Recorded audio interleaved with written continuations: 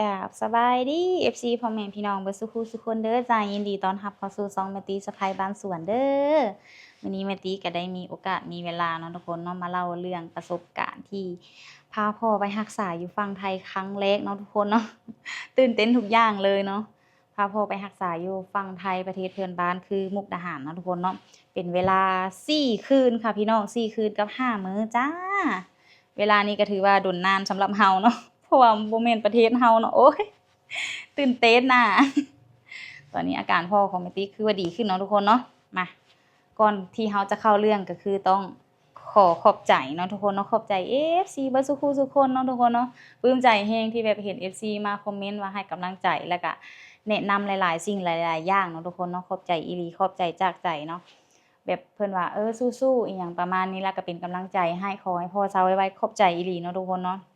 แล้วก็มี FC ที่แบบแนะนำในช่องทางการใช้ชีวิตอยู่ฝั่งไทยเนาะทุกคนเนาะก็มีเนาะทุกคนเนาะขอบใจอีหลีแล้วก็ขอบใจทางแพทย์หมอที่รักษาดูแลพ่อเฮาจนว่ามีอาการดีขึ้นเนาะทุกคนเนาะแล้วก็ขอบใจตำรวจอ้ายตำรวจที่แบบให้เฮาผ่านด่านทั้งที่เฮามีหยังผิดพลาดหลายอย่างเนาะทุกคนแต่เฮาก็ขอขึ้นได้เนาะทุกคนเนาะในเหตุฉุกเฉินก็คือขอได้เนาะทุกคนเนาะก็ถือว่าขอบใจเบิดหน่วยงานทุกๆอันทุกๆทางเนาะทุกคนเนาะขอบใจอีหลีขอบใจสำหรับคำแนะนำหลายๆอย่างขอบใจสำหรับกำลังใจเนาะทุกคนเนาะปลื้มใจแฮงปลื้มใจอีหลีก่อนที่เฮาจะเข้าเรื่องก็คือขอบใจเบิดสุขุสุคนเลยเด้อพี่น้องเด้อมาเฮาสิมาเข้าเรื่องเลยเนาะทุกคนเนาะไผที่อยากฟังหรือว่าอยากเบิ่งประสบการณ์เฮาเนาะทุกคนเนาะบางเทื่อมีคนอยากไปเด้ เฮาก็จะมาเล่าให้ฟังในมื้อนี้ในคลิปนี้เลยเนาะทุกคนเนาะบางเทื่อแบบไผที่กำลังศึกษาว่าอยากไปพาพ่อพาครอบครัวพาแม่อิหยังไปรักษาอยู่ฝั่งไทยก็เข้ามารับฟังรับชมได้เนาะทุกคนเนาะมาเฮาสิมาเล่ามื้อแรกที่ไปเลยเนาะมันก็มีหลายอย่างที่แบบมีเป็นอุปสรรคเฮาเนาะทุกคนเนาะก็อยู่ในคลิปก่อนๆหั่นแหละเนาะทุกคนเนาะมีหลายอย่างอุปสรรคของเฮาก็คือผ่านมาได้แล้วก็ถือว่าเก่งเนาะ โอ้แบบมาคืนหลังว่าเขาผ่านมาฮอดจุดนี้ได้จังใดหันนะทั้งที่แบบอีหยังมันก็เป็นแบบกดดันไปเบิดเลยเนาะในตอนนั้นก็ทั้งคิดนำพ่อแน่คิดนำการที่เฮาจะข้ามไปฝั่งไทยเนี่ยเพราะว่ามันลำบากเนาะทุกคนเนาะมันได้จำมันต้องได้ใช้เวลาเนาะทุกคนเป็นรอคิวหยังจนว่าได้แบบได้พาไปเนาะทุกคนใครแต่ว่ารู้จักช่องทางพาไปเพราะว่าเพิ่นไปมุกตลอดเนาะที่จริงน่ะอลิศก็ว่าสิพาไปแต่ว่าที่จริงอลิศก็ให้รถเนาะทุกคนเนาะแต่ว่า รถนางเพิ่นมีปัญหาก่อนเนาะมีปัญหาคือแบบหม้อไฟตายเนาะทุกคนเนาะก็เลยได้มาอาศัยเนาะก็คือน้องของปู่เนี่ยทุกคนเนาะน้องของมันพ่อเอเนาะก็ยังโชคดีที่ได้พาพ่อเฮาไปรักษาอยู่ฝั่งไทยเนาะเฮาก็ค้นคว้าซอกหาช่องทางที่แบบจะพาพ่อไปใส่ก้อนหลังจากที่เฮาข้ามด่านไปได้หันนะเพราะเฮาบ่เคยเนาะทุกคนเนาะลมปรึกษาว่าถ้าว่าโรงหมอเอกชนก็ราคาอาจจะสูงว่าราคาสูงนี่เฮาก็คือสิยันสู้บ่ไหวเพราะว่าเงินที่เฮามีไปก็ยันบ่เพียงพอหันนะและถ้าโรงหมอรัฐโรงหมอหลวงเนาะทุกคนเนาะก็จะลดจากโรงหมอเอกชนลงมาเนาะทุกคนเนาะเพราะว่าโรงหมอรัฐโรงหมอหลวงก็คือเป็นโรงหมอที่ใหญ่แม่นบ่ทุกคนไปตีเว้าแบบลังเลได้นี่คือแม่นบ่แล โรงหมอใหญ่บ่ทุกคนโรงหมอหลวงนี่เป็นโรงหมอรัฐเป็นโรงหมอใหญ่ในมุกดาหารเลยบ่นี่นะมาคอมเมนต์ได้เด้อพี่น้องแม่ติกะหลงๆลืมๆเนาะเพราะว่าไปก็แบบบ่ได้วนหยังนะแบบตั้งเป้าไว้ก็คือสิพาพ่อไปฮอดโรงหมอให้ไวที่สุดเนาะโรงหมอใดก่อนก็ได้เนาะจังหวะนั้นนี่ล่ะก็เลยเลือกตัดสินใจพาเฮาไปโรงหมอหลวงเนาะทุกคนเนาะโรงหมอหลวงก็คือแบบไปฮอดปุ๊บเข้าห้องฉุกเฉินเนาะทุกคนเนาะเข้าห้องฉุกเฉินแล้วหมอเพิ่นวัดไข้แล้วก็พวกความดันอีหยังหลายๆสิ่งหลายๆอย่างเนาะเพราะตอนนั้นอาการพ่อก็คือท่าทางแบบบ่ดีแล้วเนาะคือเฮาถ่ายคลิปในมื้อที่เฮาพาพ่อไปหาหมอถ้าว่าไผบ่ทันได้เบิ่งก็กลับคืนไปเบิ่งได้เนาะทุกคนเนาะเพราะว่ามันตีลงแต่ละขั้นตอนเนาะแล้วก็เพิ่นจะเทสไข้ก็คือมื้อนั้นน่ะพ่อแม่ตีมีไข้เนาะทุกคนเนาะมีไข้38.8พ่อแม่ตีอาจจะแบบอาการก็อาโกนกระวายแน่ก็ย้อนไข้เนาะทุกคนเนาะเพราะคนแบบอาการคือสิแบบร้อนๆหนาวๆแบบเจ็บในร่างกายหันนะพ่อบอกแม่ตีว่าเย็นเบิดแถวนี้นะเย็นเพราะว่าแบบแม่ตีเอาแพรอีหยังเสร็จเลยแล้วว่าเย็นแล้วหนาวหันนะ คือสิแม่นแบบอาการแบบค่อนข้างแบบจะซอกไข้บ่หรือว่าจังใดเนาะทุกคนแม่ติสันนิษฐานว่านะพอคือเห็นตอนตัวเองเป็นไข้แล้วแบบอีหยังซูนกันหนาวไปเบิดหันนะคือสิแม่นพ่อก็สิเป็นแบบนั้นผัดมันก็มีหลายโรคเนาะพ่อแม่ติคือแบบมีหลายโรคแฮงมีทั้งเบาหวานความดันตั้งทรงแล้วก็ไตโรคอ้วนเพิ่นก็มีส่วนเนาะทุกคนเนาะเพราะว่าพ่อแม่ติเป็นคนที่อ้วนตุ้ยไขมันหลายก็สิว่ากันไปได้เนาะทุกคนสะสมตั้งแต่สมัยพู้นแหละบ่แม่นเพิ่นมากินในตอนนี้แล้วตุ้ยบาดเดียวเนาะเพราะว่าสังเกตพ่อก็คือว่ากินน้อยๆแต่ว่าจุบๆจิบๆหั่นนะพ่อแม่ติก็บ่ค่อยได้อยู่นำพ่อแม่ติหลังจากแม่ติแต่งงานแล้วแม่ติก็มาอยู่ดงเห็นเนาะมีแต่แม่แล้วก็อายอยู่พุ่นเนาะก็บ่ค่อยแบบเห็นแน่นการใช้ชีวิตแบบการกินอยู่ของเพิ่นปานใดเนาะแล้วก็สิมีเนาะทุกคนเนาะเฮาสิมาตอบคำถามสำหรับคำถามFC ที่ถามมาเนาะว่าเป็นหยังคือบ่พาพ่อไปรักษาอยู่ฝั่งไทยตั้งแต่ทีแรกเนาะทุกคนเนาะมาฟังเด้อพี่น้องเด้อเดี๋ยวเฮาจะตอบอยู่ในคลิปนี้เลยเป็นหยังจังบ่ไปเนาะพ่อเฮาเป็นคนที่ดื้ออีหลีบ่อยากไปโรงหมอถ้าบ่จำเป็นแล้วก็ถ้าบ่อีหลีอีหลอแบบว่าบ่ไหวแล้วจังยอมไปจังยอมฟังความลูกหันนะที่จริงนะในมื้อนั้นน่ะมื้อที่แม่ติที่พาพ่อไปมุกนะอายโทรมาน่ะเพิ่นว่าเพิ่นบ่อยากไปเบิ่งดูพ่อของแม่ติน่ะบ่อยากไปบ่แม่นว่าบ่อยากไปมุกได้บ่อยากไปหาหมอเบิ่งดูเพิ่นว่าสิอยู่ได้หั่นแหละแบบคือสิแม่นอดบ่ได้แล้วคือสิแม่นไข้แฮงแล้วแบบร่างกายกระวนกระวายแบบเจ็บเนาะทุกคนเนาะเจ็บขาแน่เพราะว่าเพิ่นรักษาอยู่ฝั่งลาวเนาะทุกคนเนาะรักษาอยู่ฝั่งลาวแล้วก็อาการน่ะคือดีขึ้นเนาะทุกคนเนาะบ่แม่นว่าบ่ดีเนาะเพราะว่าหมออยู่ฝั่งลาวเพิ่นก็รักษาดูแลจนพ่อดีหลังจากออกไปจากโรงหมอแล้วพ่อน่ะมีอาการที่แบบเพิ่นอยากลุกไปเองแล้วบ่อยากบอกไผหันนะสิลุกมากินข้าวเนาะทุกคนเนาะอยากพยายามแบบช่วยตัวเองให้ได้หันนะก็ที่จริงเราก็ย่างได้อยู่แต่ว่าเราย่างได้แต่ในมื้อนั้นน่ะคือพ่อแม่ติล้มย้อนสาเหตุก็คือวูบเนาะทุกคนเนาะวูบแล้วก็หน้ามืดแบบมิ่งไปเลยหันนะแล้วก็ล้มจังมีอาการที่หนักสาหัสจนได้พาพ่อไปรักษาอยู่ฝั่งมุกดาหารเนาะอันนี้ก็คือเรื่องที่ประสบการณ์จริงที่แม่ติพาพ่อไปหาหมอเนาะทุกคนเนาะก่อนที่พ่อจะไปรักษาอยู่ฝั่งไทยก็คือพ่อมีอาการแบบนี้มาแล้วเนาะทุกคนเนาะล้มแล้วก็มีไข้ร่วมแล้วก็มีหลายโรคแทรกซ้อนเข้ามาแล้วก็คือแบบร่างกายรับบ่ไหวเนาะทุกคนเนาะก็เลยต้องได้พากันตัดสินใจแบบพาพ่อไปรักษาอยู่มุกลองเบิ่งบ่แบบนี้หันนะก็เลยพากันได้ตัดสินใจไปเนาะทุกคนตอนนั้นพ่อก็เถียงกับเฮาบ่ได้แล้วหันนะเฮาก็เลยพากันฮุบไปเนาะที่พ่อบ่อยากไปก็คือสิแม่นหลายอย่างหลายสิ่งก็คือย้านลูกยากนำแล้วก็บ่อยากเดินทางที่แบบมันไกลเนาะทุกคนเนาะสำหรับคนที่ตุ้ยสำหรับคนที่เมื่อยแล้วก็บ่สบายในร่างกายก็คืออยู่ไสไกลก็อยากไปบ่อนนั้นก่อนเนาะทุกคนเนาะเพราะว่าแม่ติก็เคยได้พาพ่อไปรักษาอยู่โรงหมอสวรรณเขตอยู่ไสโนอีหยังก็หลายบ่อนไปเนาะทุกคนเนาะแต่อาการพ่อก็ดีขึ้นมาอีหลีเนาะทุกคนเนาะดีขึ้นแล้วก็หลังจากที่ล้มหั้นแหละแม่ติจึงได้ตัดสินใจพาพ่อมารักษาอยู่ฝั่งมุกดาหารจึงว่าอาการตอนนี้ก็คือดีขึ้นคือเก่าเนาะทุกคนเนาะดีขึ้นอีหลีแพทย์หมอเพิ่นก็เอาใจใส่ในการรักษาเนาะก็คือมือที่บวมๆเนาะมือที่บวมๆตุ้ยๆแดงๆนะแวบลงหลายพี่น้องแวบจนแบบเหี่ยวเลยนะหนังเหี่ยวติดดุเลยแล้วก็ขออนุญาตเว้าแบบบ่สุภาพเนาะทุกคนตีนเนาะตีนที่พ่อเจ็บที่พ่อว่าไข้แดงค่ะก็แวบลงแต่อาการเจ็บยังมีอยู่เนาะทุกคนเพราะว่าอาจสิเป็นน้ำพ่อตุ้ยแหละอีหยังครึ่งร่างกายตัวเองบ่ได้บ่เพราะว่าพ่อก็เมื่อยแน่นะเวลาลูกเพิ่นก็ยังมีอาการเมื่อยเนาะทุกคนเนาะพวกคือสิแม่นเพิ่นนอนเนาะเพราะว่าเพิ่นบ่ได้ลุกย่างเลยเด้ไปรักษาอยู่ฝั่งไทยบ่ได้ลุกย่างเลยนอนติดเตียงเลยแล้วก็ลุกมาย่างครั้งแรกก็คือสิเป็นแบบเมื่อยๆเนาะคือสิแม่นแบบนั้นเพราะมีแต่นอนใส่หญ้าแล้วบ่ได้ติ่งร่างกายไปใส่แล้วก็คือสิแบบแล้วมาย่างครั้งแรกแล้วเพิ่นมีอาการเมื่อยเนาะแต่ก็บ่เป็นหยังเพราะว่าเมื่อยเพิ่นก็ให้เพิ่นให้ยามากินเนาะทุกคนเนาะยาที่แพทย์ทางไทยเพิ่นจัดมาให้ก็คือมีเวลาอยู่1เดือนเนาะทุกคนเนาะ1เดือนก็คือเพิ่นให้ไปต่อยาอีกเนาะทุกคนเนาะเพิ่นให้ไปต่อยานำเพิ่นอีกเดือนนึงว่าซั่นถ้าเบิ่งว่าเพิ่นสิยอมไปบ่แล้วบัดนี้ แต่การรักษาของเพิ่นนี่ก็คือดีเนาะทุกคนเนาะโรงหมอแต่ละโรงหมอที่แม่นตีพาไปมาเนาะทุกคนสิว่าอยู่ไทยบ่อยู่ลาวบ่ดีส่ำกันเนาะทุกคนเนาะแม่ตีบ่แม่นว่าอยากบ่อยากให้ทุกคนว่า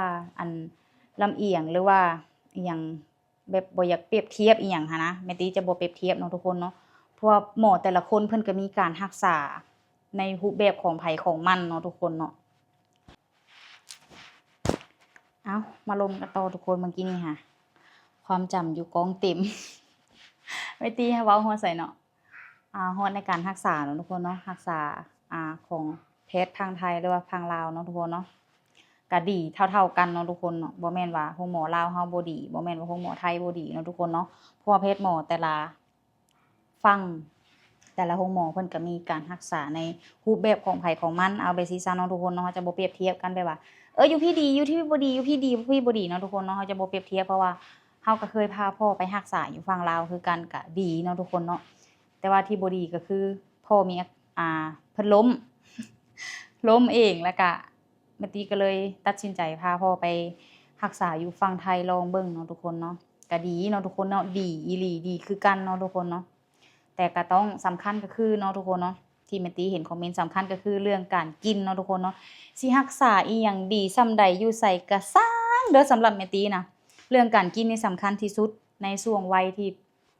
พ่อกำลังแบบเพิ่นเฒ่าแล้วก็อยากกินของแซ่บๆอิหยังแบบนี้นะตามใจปากตัวเองเนาะทุกคนเนาะลองเบิ่งแม่สมมุติว่าไปป่วยอยู่ไสแบบดีมาแบบแล่นได้ย่างได้แล้วเฮาไปกินอิหยังที่มันผิดในร่างกายเฮานะก็กลับไปเป็นคือเก่าเนาะทุกคนเนาะแม่ตียอมรับเลยแม่ตีกล้าเว้าเลยถ้ากินผิดเนาะถ้าบ่คะล่ำถ้าแบบบ่หลีกเลี่ยงในแบบอาหารที่มันร่างกายเฮาแบบมันผิดหั้นนะเนาะทุกคนเนาะเพราะว่าพ่อเป็นโรคเกาต์เป็นเบาหวานก็คือเบาหวานนี่ตัดออกเลยเนาะโรคไตนี่ก็คือรสเค็มรสจัดนี่ก็ต้องได้ตัดออกไปเนาะบ่ให้พ่อกินเลยนี่แหละสำคัญที่สุดก็คือเรื่องการกินอีหลีพี่น้องหมอเพิ่นรักษาดีเก่งส่ำใดก็คือถ้าเฮาบ่รักษาตัวเองก็คือเรียบร้อยเนาะเพราะว่าหมออยู่ฝั่งลาวก็เว้าคือกันว่าเจ้าดีไปถ้าเจ้ากินผิดอีกเจ้าก็เป็นอีกถ้าว่าเจ้าสะสมหลายๆเรื่อยๆก็อาจสิเป็นของยาคู หมอเว้าตรงไปนี้เลยนะทุกคนเนาะก็แม่นความเพิ่นเนาะทุกคนเนาะแม่นความอีหลีต่อให้เฮาไปรักษาอยู่ไสเบิดเงินหลายส่ำใดก็ถ้าเฮาบ่ดูแลตัวเองช่วยกันก็คือจบเนาะทุกคนเนาะแม่ตีเว้าหลายเทื่อทั้งที่เว้ากับพ่อก็เว้าได้แต่เพิ่นสิฟังบ่ก็อีกสาเหตุหนึ่งเนาะทุกคนเนาะแต่ว่าตอนนี้ฟังแล้วได้เพราะว่าเพิ่นลาบเด้ที่เพิ่นลาบนี่ ที่เพิ่นลาบนี่ก็คือย้อนเพิ่นถึกแหย่คอเนาะทุกคนเนาะคือสิแม่นเพิ่นทรมานเพิ่นพอเพิ่นได้เอาออกแล้วเพิ่นก็เว้าให้ฟังแหละนี่ทรมานแรงอีหลีอยากเว้านำก็บ่ได้เว้าบัดนี้หันนะอยากเว้าอิหยังก็ได้แต่แนมหน้าอิหยังเพิ่นเล่าให้ฟังแหละหลังจากหมอถอดให้เนาะ เฮาก็ทั้งอยากหัวทั้งอยากให้อีตนพ่อแน่แล้วก็อยากให้แน่หันนะ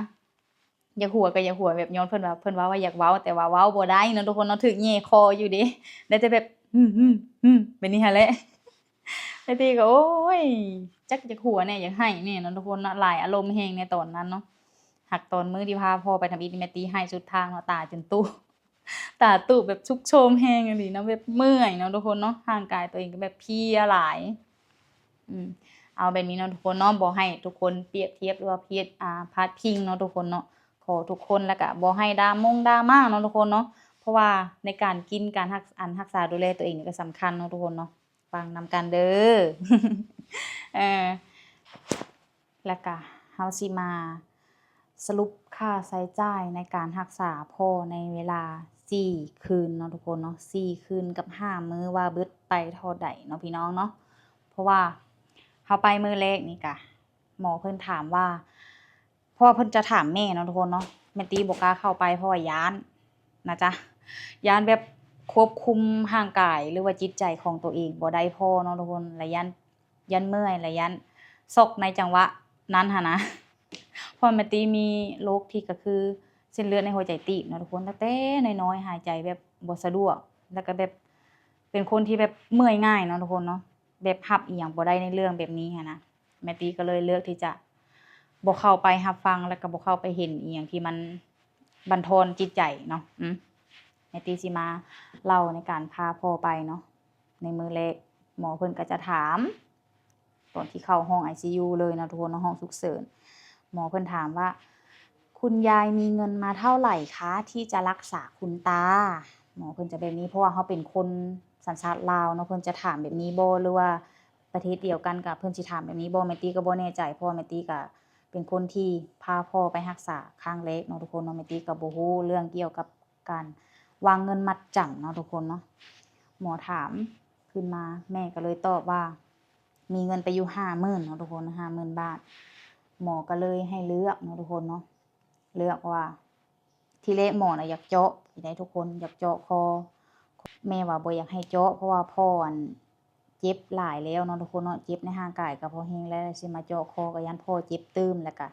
หมอก็มีทางเลือกอื่นอีกเนาะทุกคนหลังจากบ่เจาะคอแล้วเพิ่นก็คือแย่ปากเนาะทุกคนเนาะแย่คอแย่ปากนี่แหละก็บ่เข้าใจคือกันเว้าไปก่อนเนาะทุกคนเนาะนี่แหละแล้วก็เลยตัดสินใจว่าหมอเพิ่นถามเนาะทุกคนหลังจากเพิ่นถามแล้วก็แม่ก็เลยตัดสินใจว่าเลือกเป็นแบบใช้จ่ายค่ายาค่ารักษาไปเป็นมื้อต่อมื้อเนาะทุกคนเนาะเพราะว่าเฮาบ่เข้าใจในเรื่องการวางมัดจำหรือว่าจั่งใดเฮาก็บ่แน่ใจเนาะทุกคนเนาะแต่ว่าในมื้อนั้นก็คือจ่ายไปอยู่10,000 กว่าบาทเนาะทุกคนเนาะ10,000 กว่าบาทแล้วก็รักษาพ่อแล้วก็หมอเพิ่นก็จะมาเก็บในแต่ละมื้อเนาะทุกคนเนาะหลังจากที่เฮาล้มกับหมอแล้วก็เพิ่นก็จะมาเก็บแบบมื้อนี้มีค่าอาหารมีค่าเตียงมีค่ายามีค่าหลายๆสิ่งหลายๆอย่างเพิ่นจะเฮ็ดเป็นลิปลงมาเลยเนาะทุกคนเนาะแล้วก็รวมเฮาก็ต้องได้จ่ายตามนั้นเนาะทุกคนเนาะกับสรุปค่าใช้จ่ายเนาะทุกคนเนาะก็ถือว่าถามว่าสูงบ่ก็บ่สูงเนาะทุกคนสูสีกันกับฝั่งลาวเนาะรวมๆแล้วค่าใช้จ่ายของพ่อในเวลา4คืนกับ5มื้อนั้นก็คือ35,700กับ10 บาทเนาะทุกคนเนาะอันนี้แม่นรวมมีแต่ค่าใช้จ่ายในโรงหมอเลยมีแต่ค่ายาเด้ค่ายาที่หมอรักษาเนาะสำหรับแม่ตี้ก็พอสู้ได้อยู่ในราคานี้เนาะทุกคนถือว่าโอเคอยู่เพราะก็มีหลายๆคนว่าต้องได้วางค่ามัดจำได้เฮ็ดนั้นเฮ็ดนี้หลายๆสิ่งหลายอย่างถ้าเราฟังคนอื่นหลายเราก็สิกังวลเนาะทุกคนเนาะลองไปเป็นประสบการณ์เองก็จั่งสิรู้ว่ามันบ่ได้มีหยังโหดร้ายเกินความสามารถความตั้งใจของเราเนาะทุกคนเนาะในจังหวะนั้นแนวใดก็ได้ขอแค่พ่อเราลุกขึ้นมานั่งเว้านั่งลมกับเราได้ขอส่ำนั้นพอเนาะทุกคนเนาะเพราะว่ามื้อนั้นน่ะพ่อแบบช่วยตัวเองบ่ได้เลยเนาะช่วยตัวเองบ่ได้คือต้องได้ย่อขึ้นรถย่อขึ้นเตียงแม่ตีนั้นแบบคุมพ่อขึ้นเตียงเนาะเตียงแบบเตียงนอนสิเข้าห้องฉุกเฉินนั่นแหละหัวใจตัวเองนี่คือแบบมันวูบวาบกระวนกระวายแล้วหั้นนะแต่ก็อดเนาะทุกคนเนาะพ่อต้องรอดพ่อต้องแบบดีขึ้นพ่อต้องปลอดภัยเนาะในจังหวะนั้นก็คิดได้ส่ำนั้นบ่ได้คิดเห็นตัวเองซ้ำ ตัวเองก็สิตายคือกันเนาะสั่นๆเซ็นๆแบบเห็นพ่อในสภาพนั้นก็คือแบบเฮ็ดหยังบ่ถูกเนาะทุกคนเนาะไผที่อยู่ในจังหวะนั้นก็คือในเหตุการณ์ตอนนั้นก็คือแบบจะเฮ็ดตัวบ่ถูกคือกันกับแม่ตีนี่แหละเพราะว่ามันเป็นคนที่ในครอบครัวเฮาเนาะเป็นครอบครัวคนอื่นก็สิคือกันเนาะทุกคนแบบมันบ่ฮู้สิเฮ็ดหยังมันกดดันไปทุกอย่างเนาะมันสิมีคนเข้าใจถ้าไผที่บ่เข้าใจก็คือยังบ่ได้พบกับเหตุการณ์นี้ก็คือสิยังบ่เข้าใจเนาะทุกคนเนาะไปฮอดแล้วก็หมอเพิ่นก็มีหลายคนเนาะที่แบบมาถามมาหยังแบบว่าพ่อมีโรคอะไรมาไหมไปรักษาที่ไหนมาบ้างรักษาที่ลาวมาไหมเดี๋ยวนี้เพิ่นรู้อยู่แล้วว่าเราเป็นคนลาวมาเนาะเคยรักษาที่โรงพยาบาลไหนเราก็มีเอกสารจากฝั่งลาวไปเนาะทุกคนเนาะเราก็ยื่นเอกสารให้ท่านหมอฝั่งไทยเพิ่นได้อ่านรายละเอียดเบิดแต่ผลกวดออกมาก็คือกันเนาะทุกคนเนาะเป็นโรคเดียวกันกับท่านหมอฝั่งไทยกวดเนาะฝั่งไทยกับฝั่งลาวกวดผลกวดออกมาก็คือกันเนาะทุกคนเนาะคือกันตรงกันแต่ว่าแม่ตี้บ่เข้าใจว่าพ่อมีโรคไตและท่านหมอเพิ่นคือบ่เว้าว่าเรื่องฟอกเรื่องหยังแม่ตี้ก็บ่เข้าใจเนาะทุกคนเนาะหรือว่าเฮามีการหลีกเลี่ยงที่มันดีกว่าหั้นหรือว่ามันยังบ่ถึงขั้นฟอกบ่เฮาก็ยังบ่แน่ใจเนาะทุกคนเนาะเพราะหมอเพิ่นบ่ได้เว้าเรื่องฟอกมามีแต่รักษาดูแลพ่อเฮาแบบเป็นช่วงเวลาเนาะทุกคนเนาะมันจะมีเวลาของเพิ่นเวลาให้ยาเวลาให้นอนพักผ่อนเวลาให้เข้าเนาะทุกคนตั้งแต่มื้อทำอิฐที่พ่อไปนี่ก็คือเพิ่นจะหมายในเตียงนั้นเลยว่างดข้าวงดอาหารงดน้ำหั้นนะงดน้ำงดอาหารใส่แต่ยาอย่างเดียวทุกอย่างก็คือเป็นออกซิเนาะติดมีแต่สายฮอบต้นโตเลยก็มีแต่แบบเครื่องห้องหมอหั้นนะทุกคนก็คือแบบหุ่นยนต์เลยหั้นนะก็คือโอ๊ยแม่ตีแนมซื่อก็ยังแบบอีตนเนาะ พ่อน่ะรู้สึกโตได้บ่แม่นว่าพ่อบ่รู้สึกโตเพิ่นรู้สึกโตแล้วเพิ่นก็แนมมาหาเนาะแนมมาหาลูกก่อนแม่ตีสิกลับมาแม่ตีก็ว่าลูกกลับก่อนเด้อมื้ออื่นลูกสิมาหาใหม่ลูกสิมานอนนำเพราะว่าแม่ตีไปส่งก็คือแม่ตียังบ่ได้เตรียมหยังหันนะแม่ตีก็ได้ฝากอันนี้ไว้นำอลิตาในมื้อที่แม่ตีพาพ่อข้ามมาก็จะคิดนำลูกแน่คิดนำเจ้าของแน่คิดนำครอบครัวพ่อแม่อีกหลายสิ่งหลายอย่างเนาะทุกคนจังหวะนั้นก็คือกดดันไปเบิดเลย แม่ตีก็บ่ได้นอนนำพ่อเนาะทุกคนในมื้ออันคืนแรกหันนะคืนที่2มาก็พอดีแม่ตีมาบ่คืนที่2ก็ยังบ่ทันได้นอนเนาะทุกคนที่3ที่4แม่ตีจังได้นอนพอดีมื้อที่5แม่ตีก็ได้พาพ่อมาเนาะทุกคนเนาะแม่ตีนอนอยู่ห้องหมอนะพอดี2คืนที่ไปนอนน่ะก็คือแม่ตีว่าสิไปรับพ่อเนาะเพราะว่าแม่บอกว่าหมอหลังจากหมอเข้ามากวดแล้วหมอว่าพรุ่งนี้คุณพ่ออาจจะได้กลับบ้านนะว่าซั่นรอดูอาการอีกสักวันนึงว่าซั่นแม่ตีก็ที่แรกว่าสิไปนอนซื่อๆแล้วก็บ่ได้คิดว่าพ่อสิได้ออกมาหันนะหมอเว้าไปนั้นก็เลยนอนท่าอีกมานอนท่าอีกมื้อนึงบ่ได้ออกเนาะทุกคน หมอบอกว่าพรุ่งนี้อีกพรุ่งนี้อีกแล้วเฮาก็เลยตัดสินใจนอนเนาะทุกคนเนาะก็นอนแบบลำบากหั่นแหละที่จริงก็ที่มันลำบากบ่ก็ลำบากแน่เนาะทุกคนมันก็บ่สะดวกสบายคือนอนอยู่บ้านเฮาเนาะทุกคนเนาะโรงหมอก็คือโรงหมอหั่นแหละเนาะทุกคนเนาะมันก็มีเพราะว่าหมอเพิ่นบ่ได้แนะนำให้พ่อเฮาไปนอนห้องพิเศษเพราะว่าอาการพ่อก็คือต้องได้ติดตามอย่างใกล้ชิดต้องได้อยู่กับหมอตลอด24ชั่วโมงเนาะทุกคนเนาะเพราะว่ามีหยังเหตุการฉุกเฉินอีหยังมาก็คือได้เอิ้นหมอทันเพราะว่าหมอบ่อนห้องการที่หมออยู่ก็คือต่อหน้ากับห้องพ่อนอนเลยเนาะทุกคนเนาะก็เลยแบบเพิ่นบ่ให้นอนห้องพิเศษเลยติดตามอาการแบบใกล้ชิดเลยเนาะแล้วก็มี FC ที่แนะนำเนาะทุกคนนะแนะนำว่าโรงแรมไกลๆก็มีก็บอกคือกันได้ว่าโรงแรมไกลๆก็มีที่แบบราคาพอพังแบบให้เฮาไปนอนอีหยังนะผัดที่แรกแม่ติว่าสิให้แม่ไปนอนกับเอื้อยเนาะให้นอนพักผ่อนเพราะว่าเฮาไปเฮาก็อยากไปเปลี่ยนเพิ่นหั่นแหละเพิ่นบ่ยอมไปนอนเฮาก็บ่ยอมไปนอนคือกันอยู่นำกันนี่แหละวะตัดสินใจลำบากก็ลำบากนำกันไปทุกข์ก็ทุกข์นำกันเนาะเฮ็ดได้ซะพอมีหยังมาก็พอได้เอิ้นกันเนาะว่าเวลาแบบอยากเปลี่ยนยามกันบ่หั่นนะแบบนี้ในมื้อนั้นก็คือมีอ้ายแม่ตีมีอารันแล้วก็เอื้อยแล้วก็แม่แล้วก็แม่ตีเองเนาะทุกคน5คนที่เฝ้าพ่อในมื้อนั้น2คืนเลยเด้เพราะว่าถ้าพ่อมื้อนำเนาะถ้าพ่อกลับมานำก็จนบ่ได้กลับจนบัตรขาวแม่ตีเบิดจนได้กลับมาต่อบัตรเปลี่ยนบัตรใหม่เนาะทุกคนใส่ปึ้มฟ้าเลยบัดนี้ก็ถือว่าโอเคในการผ่านด่านเนาะทุกคนใส่ปึ้มฟ้าก็สะดวกสบายเนาะทุกคนเนาะอยากแนะนำเลยตัวนี้สำหรับไผที่